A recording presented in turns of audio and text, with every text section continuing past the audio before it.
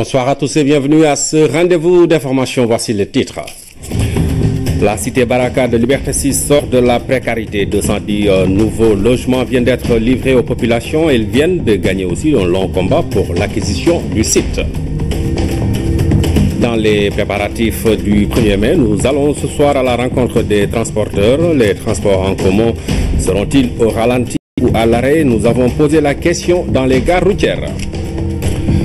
Et puis le marché des pièces détachées, c'est 12 millions de tonnes d'accessoires importés pour une valeur de 16 milliards. Les professionnels de la mécanique pensent que c'est possible d'avoir un label sénégalais. C'est dans la rubrique Atelier et Compte. La question du désarmement nucléaire était au centre de la célébration du 13e anniversaire du Conseil de sécurité des Nations Unies. Des pays comme le Sénégal militent pour son éradication totale. Notre pays a également condamné fermement les essais nucléaires nord-coréens. Ainsi, à ce propos, le ministre des Affaires étrangères, Mankeur Ndiaye. La question du désarmement nucléaire figure parmi les priorités du monde, comme en illustre la première résolution adoptée en janvier 1946 par l'Assemblée générale des Nations Unies, qui visait déjà à anéantir toutes les bombes atomiques. Convaincu du risque qu'elles constituent pour la survie de l'humanité, mon pays milite en faveur de l'éradication totale des activités nucléaires à vocation militaire et non pas seulement de leur simple réduction. En effet, l'éradication totale est le seul moyen de préserver le monde de la dévastation qui découlerait de l'utilisation des armes nucléaires. Elle seule est à même de garantir la survie de notre planète et d'assurer l'avenir des générations présentes et futures en leur offrant de vivre, non pas dans la peur de la détonation de bombes atomiques, mais dans un monde libéré de la hantise d'une catastrophe thermonucléaire. À ces menaces clairement identifiées, M. le Président l'ont pas ajouté l'augmentation des risques de prolifération liés aux acteurs non étatiques du fait de la montée du terrorisme et de nouveaux risques d'utilisation à mauvais escient des avancées rapides de la science, des technologies et du commerce international. C'est à la lumière de tous ces enjeux que mon pays a condamné, avec la plus grande fermeté, l'essai nucléaire effectué par la République populaire démocratique de Corée le 6 janvier 2016 et les différents tirs de missiles balistiques constitutifs de violations graves par ce pays de ses obligations internationales en vertu des résolutions 17-18 de 2006, 18-74 de 2009, 20-87 de 2013, 20-94 de 2013, 22-70 de 2016, 23-21 de 2016 du Conseil de sécurité. Ces actions révèlent sans équivoque la poursuite par la RPDC de ses programmes dans le domaine des armements nucléaires et des missiles et sa détermination à acquérir à une force nucléaire. Cela constitue non seulement une menace pour les populations de la péninsule et de la région, mais aussi une grave atteinte au régime de non-prolifération. Le Sénégal appelle instamment la République populaire démocratique du Corée au respect de ses engagements et ses obligations internationales. Monsieur le Président, en 2016, le Conseil de sécurité a adopté à l'unanimité deux résolutions, 22-70 du 2 mars et 23-21 du 30 novembre, renforçant substantiellement les sanctions déjà en vigueur contre Pyongyang. Cependant, force est de constater que ces mesures cumulées à celles imposées unilatéralement par certains pays n'ont toujours pas réussi à ramener ce pays à la récipience et à abandonner ainsi son ambition nucléaire militaire. En vérité, toutes ces sanctions n'ont pas empêché l'amélioration progressive et l'expansion des capacités nucléaires et de missiles balistiques de la République de Corée, la République de Corée du Nord qui continue de violer de manière flagrante les résolutions et les demandes répétées du Conseil de sécurité. En effet, le Sénégal a ratifié les principaux instruments qui fondent le régime international sur la non-prolifération et la sécurité nucléaire et respecte également les obligations des États découlant de la résolution 1540 2004 du Conseil de sécurité dont nous célébrons aujourd'hui le 13e anniversaire. De même, Monsieur le Président, le Sénégal a présenté son rapport sur l'application des dispositions des résolutions 17-18, 18-74, 20-94 et 22-70. Mon pays est en train de finaliser son rapport sur la résolution 23-21 qu'il compte faire parvenir au Président du Comité incessamment. Monsieur le Président, il importe aujourd'hui d'insister pour que la Corée respecte ses obligations. Je voudrais encore une fois, Monsieur le Président, avant de conclure mon propos, vous redire notre profonde gratitude pour votre engagement et celui de notre pays de contribuer par le dialogue et par la concertation diplomatique à la recherche d'une solution politique négociée aux crises qui perturbent la marche normale du monde. Mon pays et son président saluent vos efforts et votre engagement pour ensemble trouver les compromis historiques nécessaires pour mettre fin aux menaces graves que constituent les actes posés par la République démocratique populaire de Corée.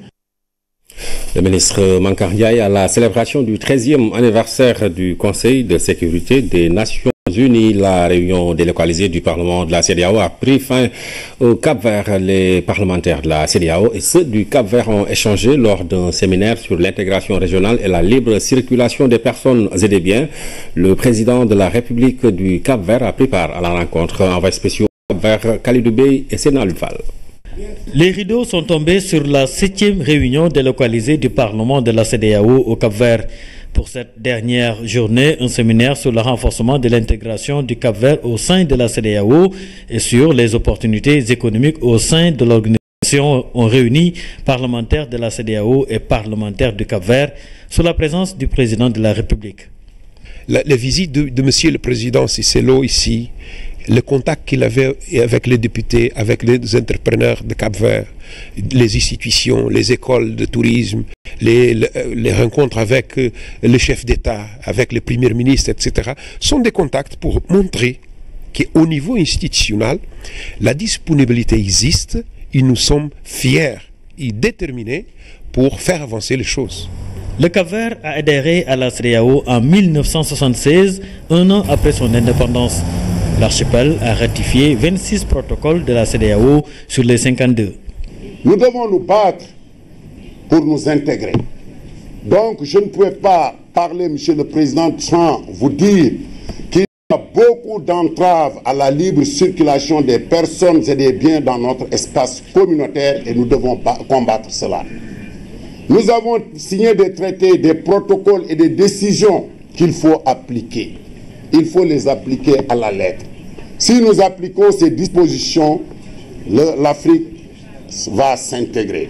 Les parlementaires de la CEDEAO ont demandé au gouvernement de veiller à la mise en application du protocole relatif à la libre circulation des personnes et des biens et d'accélérer la migration vers le tarif extérieur commun de la CEDEAO. Du point de vue des protocoles, oui, nous sommes fiers de l'intégration, mais nous avons des conditions et des particularités qui nous imposent des précautions avant d'approuver et ratifier tous les traités et tous les protocoles. En tout cas, je peux vous dire aussi que l'absence d'une traduction de certains documents en portugais, que c'est notre langue officielle, difficulte un peu la ratification de ces protocoles. Mais nous travaillons en ce moment-là pour accélérer le processus d'approbation et ratification de ces protocoles. Les recommandations issues de la réunion délocalisée du Parlement de la CEDEAO au Cap-Vert seront discutées à Abuja, au Nigeria, au mois de mai. Ici au Sénégal, le projet de drainage des eaux pluviales dans la commune de va coûter plus d'1 milliard de francs CFA. Le ministre de l'Hydraulique et de l'Assainissement a officiellement lancé les travaux. L'objectif est de protéger définitivement la capitale du Pakao des inondations. Lamine Touré. Sédhiou est une priorité en matière de développement. Ici, tout est à construire, à la limite à refaire pour mettre la ville sur les rails de l'émergence. En ce qui concerne le département du ministère de l'Hydraulique et de l'Assainissement, un vaste programme de drainage des eaux pluviales est déjà mis en place. L'histoire retiendra que Sédhiou s'est ressuscité avec l'avènement du président Macky Sall. Nous savions que la réduction de la facture sociale est le seul message qui retient son attention et votre visite aujourd'hui s'inscrit dans cette logique. Pour la première fois, on démarre les travaux d'envergure de l'assainissement de notre chère capitale régionale avec 4 km de canaux rectangulaires. D'un coût d'environ 1,3 milliard de francs CFA, le projet va permettre aux populations d'oublier la violence des inondations dans la capitale du Pakao. Ce projet va permettre la réalisation d'environ 5 km de canaux de drainage des eaux pluviales et ainsi contribuer à protéger les populations contre les inondations, faciliter la mobilité urbaine et sécuriser les cimetières des eaux de pluie. Ce projet est une composante du programme décennal de lutte contre les inondations initié par son Excellence M. Macky Sall, président de la République, dès 2012. Avec le concours de la BADEA, la Banque arabe pour le développement économique de l'Afrique, D'autres projets sont prévus pour Sédhiou. Qu'en plus de ce projet de drainage des eaux pluviales, l'ONAS a entamé les études d'actualisation du plan directeur d'assainissement des eaux usées des eaux pluviales de Sédhiou grâce à une subvention de la Banque arabe pour le développement économique de l'Afrique, BADER, qui a déjà pris l'engagement, à travers le programme de coopération triennale avec le Sénégal, de financer les travaux qui seront identifiés dans cette étude. Le secteur de l'hydraulique reste visible à travers plusieurs réalisations. Un forage d'une capacité de 4400 m3 jour a été réhabilité, 6 km de réseau, 360 branchements sociaux, autant d'actes concrets magnifiés devant la délégation du ministère de l'hydraulique et de l'assainissement. Toujours dans la zone sud, le ministre de l'Enseignement supérieur et de la Recherche a visité les travaux d'extension de l'université Assane Seck de Ziguinchor. Mary Teuw Niane s'est réjoui de l'état d'avancement des travaux et il a demandé aux entreprises qui ne respectent pas les délais de tout faire pour terminer les chantiers dans les plus brefs délais. Abdoulaye Ban. Après la levée des couleurs, place à la visite des chantiers au sein de l'université Assane Seck de Ziguinchor. Des travaux d'extension de l'université en passant par les amphithéâtres et les laboratoires, tout a été visité. Une visite qui a permis au ministre de l'Enseignement supérieur et à sa délégation de constater l'état d'avancement des travaux. Au final, c'est un satisfecit qui est décerné. Une grande satisfaction que une grande partie des chantiers entamés depuis quelques années sont en cours d'achèvement ou sont terminés. Parmi ces chantiers qui nous donnent satisfaction, je peux citer le chantier complexe amphithéâtre de 750 places avec des salles de 250 et plusieurs salles de 150 places, le bloc pédagogique, le chantier du restaurant de 500 places, les laboratoires, qu'il s'agisse des laboratoires au niveau du campus principal où il y en a 6 ou au niveau de l'UFR Santé où il y en a 4, et puis l'incubateur qui est construit par le ministère des Mines et de l'Industrie. Malgré sa satisfaction sur le travail déjà accompli, le ministre de l'Enseignement supérieur n'a pas manqué de signaler le non-respect de certains délais au niveau des chantiers en cours d'exécution. Pour lui, le retard noté est imputable à l'entreprise qui a gagné le marché. C'est essentiellement les chantiers pilotés par une entreprise qui s'appelle Satar. D'abord, l'amphithéâtre de 150 places qui date de presque 6 ans qu'elle n'arrive pas à terminer, alors que l'amphithéâtre de 750 places, avec plusieurs salles de 150, 250 places, cet amphi qui a démarré 3 années ou 4 années après ce chantier d'amphi de 150 places, cet amphi, ce complexe est en train d'être terminé. Alors que Satar n'est pas capable de terminer un amphi de 150 places.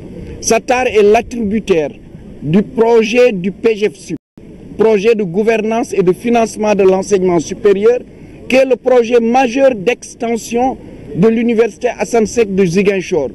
C'est le projet le plus simple parmi les 4 projets d'extension au niveau des universités. Sur ce cas, le ministre promet d'ouvrir une enquête pour clarifier les choses et assommer l'entreprise de terminer les travaux dans les plus brefs délais. Dernière étape de cette visite à Ziguinchor, le site qui doit abriter l'Institut supérieur d'enseignement professionnel de Bignona. Ici, les travaux vont bientôt démarrer. Nous reparlons de la journée de lutte contre le paludisme. Le ministre de la Santé et de l'Action sociale a assisté à une leçon de vie centrée sur la maladie faite dans une école élémentaire de Kaolack, c'était à Kasnack. L'objectif est de faire des élèves des relais, des vecteurs de changement de comportement. Et au-delà des aspects sanitaires, un accent particulier a été mis sur le civisme et la citoyenneté. Oumar Diaw. Enseignante du supérieur et médecin, le ministre de la Santé n'a pas boudé le cours consacré au paludisme. Une leçon de vie destinée aux élèves d'une école primaire de Kaolack qui s'est distinguée par ses excellents résultats. Nous avons écouté avec plaisir et nous avons appris, nous aussi, comment faire pour éviter le paludisme. Donc c'est un prétexte et nous allons continuer la sensibilisation dans la famille. L'école inculque des savoir-faire mais aussi des savoir-être aux enfants qu'on lui confie. Prolongement des familles, elle ne fait pas qu'instruire, elle doit aussi éduquer. Dans cette tâche immense d'éducation, le respect doit figurer au premier plan. Je vous ai vu vous lever tout à l'heure quand votre maître est rentré dans la classe Mais c'est des choses qu'il faut cultiver. Parce que ce respect, si vous l'avez, vous l'aurez encore quand vous serez grand. Ces enfants vulnérables au paludisme sont conscients qu'il s'agit d'une maladie grave, un fléau que le Sénégal peut vaincre au vu de la détermination affichée. Il faut qu'on aille vers la fin de cette maladie. Et nous allons, dans certaines régions, même aller vers la pré-élimination, c'est-à-dire on ne veut plus voir de paludisme. Et ça, on le peut. Cet optimisme se fonde sur les résultats enregistrés par le Sénégal et la dynamique régressive du paludisme. En symbiose avec les élèves et le corps enseignant, on croirait que c'est une nouvelle maîtresse qui est arrivée à l'école. Célébration de la 21e journée africaine de la prévention des risques professionnels. Elle coïncide avec la clôture du mois de la prévention. Les acteurs notent une grande évolution de la baisse des accidents de travail dans les entreprises. Quelques sociétés ont été primées à l'occasion pour l'intérêt qu'elles accordent à la santé et à la sécurité de leurs agents. Philomène Constance Diagne. Plus de 1100 accidents du travail enregistrés pour l'année 2016, une baisse de 5 à 6% par rapport aux 5 dernières années, statistiques qui satisfont les acteurs du milieu professionnel depuis l'initiative du mois de la prévention. La question de la santé et sécurité au travail ne se résout pas en un temps T. C'est une politique qui diffuse au niveau des entreprises, qui doit être mise en œuvre au même titre que l'entreprise déploie sa politique en matière technologique, en matière financière, en matière commerciale. Et c'est le sens, n'est-ce pas, de l'appel durant ce mois africain de la prévention, qu'on vient de le rappeler, monsieur le ministre, qui doit être un mois de vulgarisation, un mois de promotion, un mois de sensibilisation, mais surtout un mois d'incitation des entreprises pour qu'elles prennent en charge de façon résolue, avec beaucoup d'intérêt, la question de la santé, sécurité au travail. Un budget de près de 3 milliards est alloué aux accidents du travail chaque année, d'où l'intérêt de l'État d'avoir adopté la politique nationale santé-sécurité au travail. Aujourd'hui, la Caisse de sécurité sociale s'est impliquée dans le processus en organisant chaque année le mois de la prévention, en visitant les entreprises, en essayant de montrer les entreprises qui ont réussi dans le secteur pour en primer les meilleurs chaque fois. Et je pense que ça a été un grand moment. Je voudrais féliciter toutes les entreprises qui ont été primées et surtout leur dire que le gouvernement qui vient d'adopter la politique nationale a déjà aussi mis en place des plateformes de discussion avec les partenaires. Nous allons décliner les activités pour qu'il y ait moins d'accidents de travail, moins de maladies professionnelles, pour qu'on puisse anticiper sur ces questions et faire en sorte que notre entreprise soit de plus performante. Des entreprises performantes ne sauraient exister seulement si l'hygiène et la sécurité y sont de rigueur. Compte tenu de ces 3 critères, 3 d'entre elles ont été primées. La première place revenant à Bolloré Logistique et Transport. Je vous le disais dans les titres, le quartier Baraka de Liberté 6 va sortir de la précarité. 210 appartements modernes sont prévus pour loger les habitants de la cité. L'aménagement de Baraka va considérablement améliorer les conditions précaires d'habitation des occupants. Depuis 2 décennies, les Barakois, comme on les appelle, mènent le combat pour l'acquisition du site. C'est désormais chose faite avec le projet Nouvelle Baraka que nous présente Fanta Badji. La Baraka enfin à Barak. Barak, c'est en effet le premier nom donné à ce bidonville, à l'architecture jadis atypique, qui lui a valu cette appellation. À la faveur d'une rénovation, elle est devenue cité Baraka. Au début, c'était des bidonvilles aussi. Déjà, je veux te dire que la condition de vie de Baraka est au top, sachant qu'on va gagner des bâtiments. Donc, c'est quelque chose qu'on ne pouvait pas espérer. Même un magicien nous l'avait dit, on ne pouvait pas le croire. Le quartier Barak était un bâtiment, on peut dire que la fondation, c'est Jacques Bounicourt. C'est à lui que nous devons ces habitations décentes. Jacques Bounicourt, humaniste, comme l'a rappelé le chef de l'État lors du lancement du projet qui va complètement changer Baraka. C'est celui grâce à qui ces populations sont encore là. Dans ce combat, il n'était d'ailleurs pas seul. Nous remercions notre bienfaiteur Henriette Owens qui va financer le projet. Mais nous décernons la palme au président Macky Sall qui a signé le décret autorisant son exécution. Le site était une ancienne carrière où les habitants venaient travailler pour gagner leur vie. Après être déguerpis du terrain de Sacré-Cœur qu'ils occupaient, ils se sont finalement installés ici. C'était en 1984. On venait ici concasser les pierres de la carrière pour nourrir nos familles. Et beaucoup de maisons environnantes sont construites avec le béton que nous fabriquions. Le visage de la cité changeait progressivement avec l'aide des bonnes volontés, mais surtout de la solidarité agissante de ses habitants. Érigés sur une superficie de plus de 2 hectares, des immeubles supplombent le bidonville. Le contraste est frappant, mais le projet de nouvelle baraka va bientôt harmoniser le décor. Il y a ici au total 210 maisons et un appartement sera attribué à chaque ménage.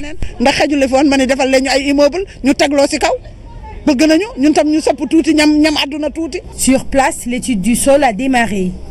Les baraquois entrevoient déjà un meilleur cadre de vie. On va essayer de recaser chacun aux nouveaux bâtiments qui vont être construits. On va laisser des places, des magasins, des ateliers qui vont être faits pour que ces jeunes-là puissent avoir où exercer leur métier et gagner leur gagne du pain pour leur famille et pour avoir l'entretien des immeubles qu'on va nous donner. Parce que beaucoup se disent dans leur tête comment ils vont réagir, comment ils vont réussir quittant des baraques et habiter dans des bâtiments. Mais on est civilisés, on est des Sénégalais. Mais les souvenirs des années sombres de Baraka sont encore là, frais dans les mémoires. Mais quand je me souviens de ça, j'ai envie même de pleurer, tu vois. C'était trop dur. La nuit, on ne dormait pas à cause de la pluie. Quand le ciel est sombre, nous tous, je ne veux pas me souvenir de ça. C'était très dur, c'était très dur. En attendant le démarrage des travaux, les habitants se sont concertés pour l'hébergement provisoire des populations le temps de la construction des premiers immeubles. La construction va se faire par étapes. On reloge une partie dans des tentes pour construire leurs habitations et il en sera ainsi jusqu'à la reconstruction totale de la nouvelle baraka.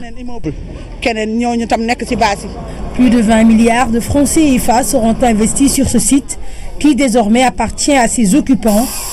Un rêve de plus de 20 ans qui devient enfin une réalité. Espoir à Baraka qui va bientôt sortir de la précarité pour devenir une cité moderne. La série sur les préparatifs du 1er mai s'intéresse ce soir au transport en commun. Sera-t-il au ralenti ou à l'arrêt le jour de la fête du travail? Les transporteurs vont-ils célébrer le 1er mai et comment? Pour avoir des réponses, Koumba Diakhatemar a fait un tour dans certaines gares routières. Des perturbations dans la mobilité urbaine à Dakar, c'est du moins ce que craignent de nombreux usagers le jour de la fête du travail. J'ai peur qu'il y ait un déficit de cars de transport en commun, ce qui ne nous arrangerait pas car nous devons aller tous les jours travailler. Oui, beaucoup de personnes risquent d'avoir des problèmes pour relier leur localité.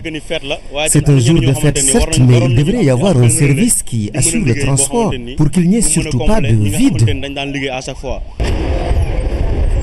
Gare routière de Colobane, au beau milieu des cars Ndiagandiaï. Les chauffeurs rassurent, le transport fonctionnera normalement malgré la fête des travailleurs. Nous, les chauffeurs de Ndiagandiaï, nous allons travailler le 1er mai. Il n'y aura pas de problème à notre niveau. Nous allons travailler parce qu'il y a des gens qui ne célèbrent pas le 1er mai. Nous aussi, nous n'avons pas de fête. Autre lieu, la gare de Petersen. Autre type de transport, les cars AFTU. Ici, on compte bien marquer la fête du 1er mai tout en assurant un service sans faille. On fera tout notre mieux pour que les gens partent et venir. Il n'y aura aucune difficulté. S'il y a des véhicules qui partent, les autres assurent. Parce qu'il y a des chauffeurs de réserve qu'on appelle des fictifs. Et ils font le journée et vous le payez. Le maximum des véhicules travaillent avec des fictifs La fête du travail, une belle occasion pour les transporteurs de faire de bons chiffres d'affaires car ils sont souvent sollicités par les centrales syndicales pour le transport des adhérents. C'est le chiffre de ce 20 heures. Selon la douane, en 2016, près de 12 millions de tonnes d'accessoires d'automobiles ont été importés pour une valeur de 16 milliards de francs CFA. Un gros manque à gagner d'après les professionnels de la mécanique qui estiment qu'il est tout à fait possible d'avoir un label sénégalais et d'approvisionner le marché local. Pour eux, les compétences existent et s'exportent même dans certains pays africains. Aujourd'hui, producteur de pièces détachées, pièces d'auto, c'est le 3e numéro d'Atelier et Comptoir, le grand dossier hebdomadaire, la rédaction, un document signé Issa Thiorogui. Il est un véritable capharnaüm dans le business des accessoires d'automobile. C'est un marché dakarois à deux visages. D'aucuns l'appellent défoncé, d'autres disent Petersen, par extension à la gare routière. Ici, toutes les pièces détachées sont importées et chaque commerçant a sa petite histoire, l'ayant conduit à investir la filière. Ça fait 6 ans que Cela fait 6 ans que je suis dans la vente de pièces. J'étais menuisier, mais j'ai arrêté par la suite en raison des difficultés dans la filière. Depuis 89 là, 99 là, commencé à immigrer. J'étais là de 89 à 99, puis j'avais émigré et comme les choses ne marchaient pas bien en Europe, je suis revenu pour rester et vendre des pièces détachées. Défoncé ou Petersen est un grand bazar, un marché qui expose à l'emporte-pièce ses marchandises. Mais dans ce désordre, chaque vendeur se retrouve et se dit spécialiste d'une pièce détachée. Ma spécialité, ce sont les embrayages, les butées et les plateaux. Plusieurs marchés de ce genre existent au Sénégal, mais Défoncé reste le plus connu et le plus fourni. Dans ces statistiques, la douane sénégalaise révèle en 2016 l'importation de près de 12 millions de tonnes pour une valeur de plus de 16 milliards de francs CFA. Rien que des pièces détachées venues d'Europe et d'Asie. Entre France, Espagne, Belgique. Il y en a qui viennent de la France, de l'Espagne, mais surtout de la Belgique. D'autres pièces viennent du Japon. Nombreuses sont aussi les pièces importées de pays africains, comme le Nigeria, la Côte d'Ivoire ou le Cameroun. Paradoxalement, pour fabriquer les accessoires d'automobile à positionner sur les marchés du continent, ces pays africains viennent ici recruter l'expertise locale. Comme quoi, dans la production de pièces détachées, ce sont des ingénieurs et techniciens supérieurs sénégalais qui fabriquent, pour le compte de sociétés étrangères, ce que leur propre pays importe. Il y a un prof qui était ici au Sénégal. Donc le professeur, c'est un prof de fabrication. Il a été engagé par des Camerounais.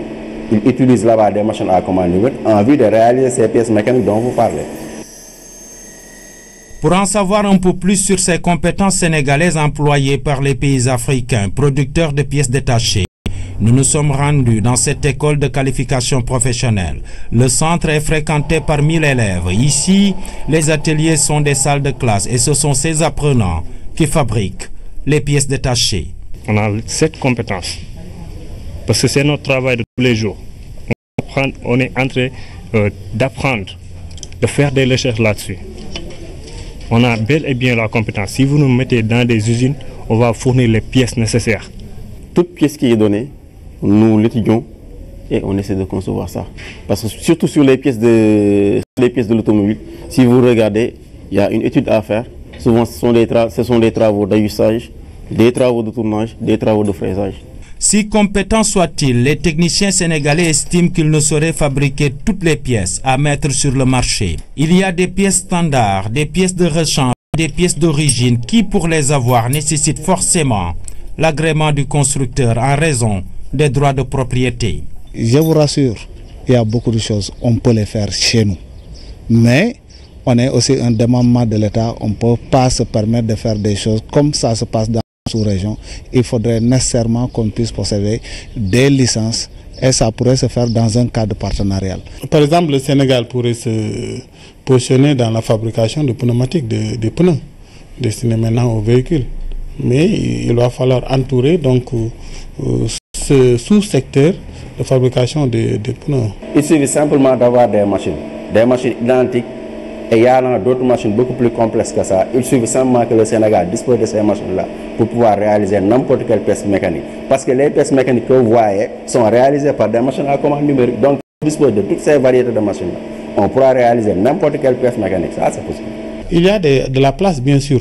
Mais après, quand nous prenons cette place, il ne faudra pas qu'on se limite, qu'on se focalise simplement au marché Sénégal ou bien au marché sous-région. Ça, vraiment, je crois que c'est une piste à explorer parce que ça permettra aux jeunes de gagner eux-mêmes leurs propres revenus et ils n'auront plus besoin de se faire embaucher par qui que ce soit. L'un dans l'autre, la production de pièces détachées à usage commercial par les Sénégalais reste un grand défi à relever.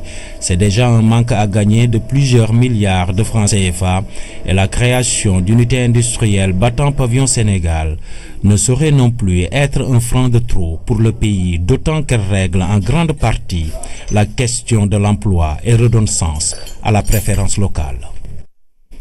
Issa Thioroveille dans l'univers des pièces d'automobile. Il reviendra samedi prochain pour un nouveau numéro de Atelier et Comptoir. La deuxième promotion de l'agence de sécurité de proximité a bouclé hier sa formation militaire. Au total, 3000 jeunes ont suivi la formation sur toute l'étendue du territoire national. Elle a porté durant 15 jours sur l'ordre serré, le self-défense et la discipline générale. Damsila. Cette cérémonie marquant la fin de la formation militaire de la deuxième promotion de l'agence d'assistance à la sécurité de proximité est une occasion pour les engagés de démontrer les nouvelles connaissances acquises. D'abord, la levée des couleurs pour camper le décor.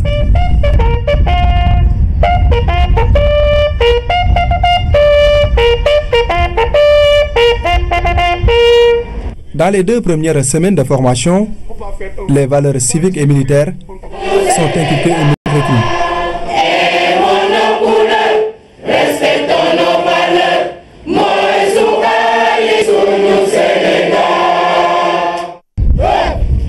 Regroupés dans des ateliers, les engagés ont suivi des formations en self-défense, l'ordre serré et la discipline générale. Aujourd'hui, vous pouvez retenir que les ASP sont bien formés au niveau des valeurs civiques, au niveau militaire et au niveau des questions de la sécurité. Cela se caractérise par vraiment le respect des principes sont vraiment érigés ici, notamment les principes de discipline, se réveiller à l'heure, dormir à l'heure. Pour clôturer les festivités de la fin de la formation militaire, une randonnée pédestre nocturne a été organisée.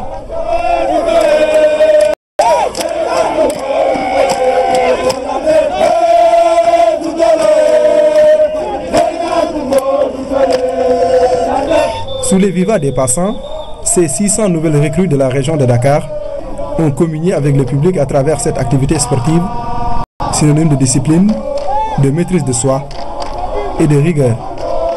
Fiers d'être nous-mêmes, fiers de servir notre pays sur le plan de la sécurité. On doit, c'est notre devoir d'être le pied joint entre la population et les forces de l'ordre. Nous devons être plus proches de la population pour mieux servir. C'est pas tellement du tout facile. Bon, parce que en théorie, on fait le pratique. Dans ce 15 jours-là, on avait travaillé très extraordinaire, un bon résultat. Et moi, l'ASP Forever. Après une dizaine de kilomètres de randonnée de l'aérogare des Pèlerins à la pointe des Almadies, les engagés civiques avec le même rythme et le même tempo ont rejoint leur pôle de formation en attendant le démarrage de la formation générale prévue le mardi prochain.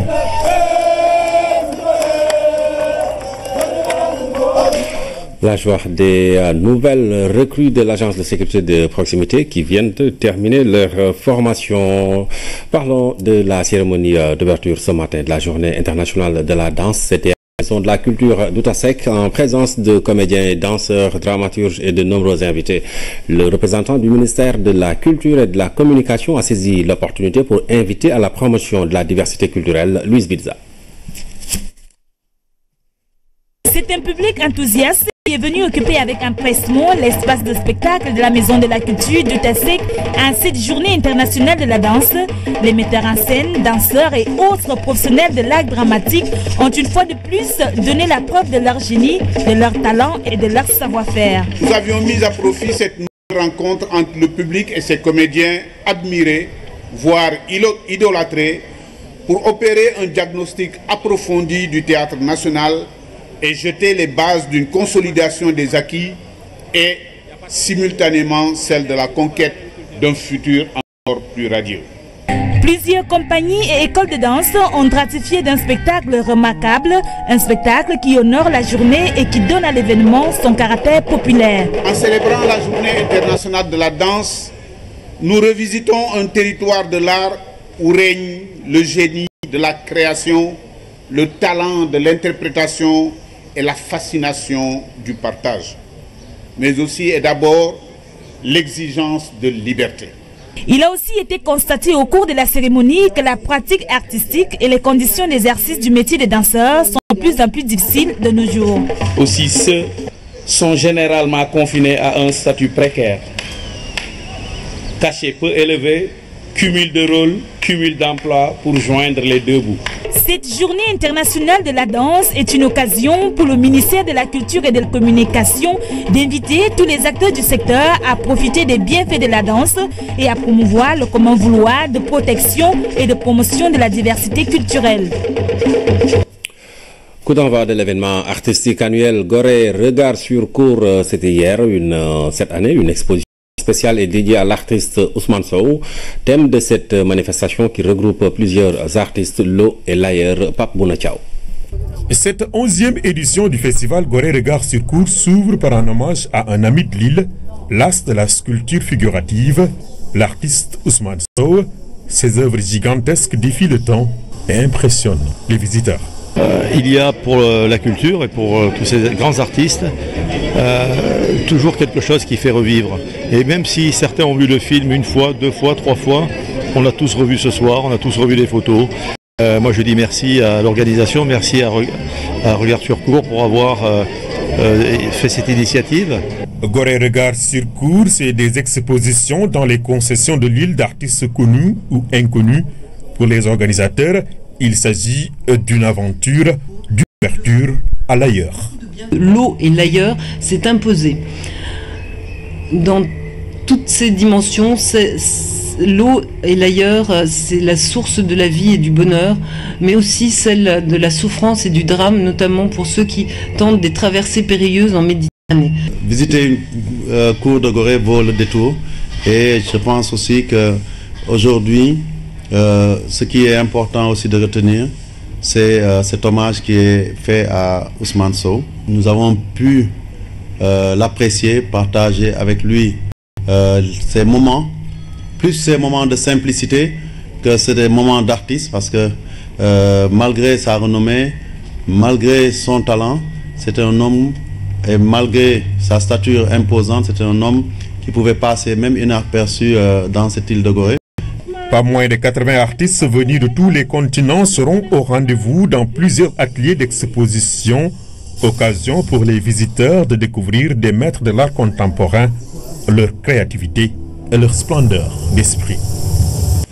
L'actualité internationale sous forme de brèves illustrées, elle conduit cette actualité au Maroc et au Mali, mais nous commençons par le Bénin où le gouvernement vient d'interdire par décret les importations de viande avariée venant du Brésil. C'est un récit de Louise Bizarre.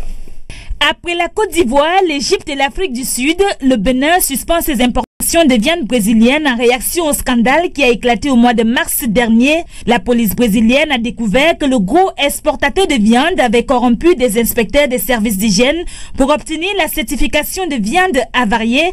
Dans un arrêté ministériel datant du 24 avril passé, le gouvernement béninois a interdit l'importation dans son pays des produits à base de viande en provenance du Brésil par mesure de précaution et de préservation de la santé publique. Le Maroc s'est félicité ce samedi de la résolution du Conseil de sécurité sur le Sahara occidental, une résolution adoptée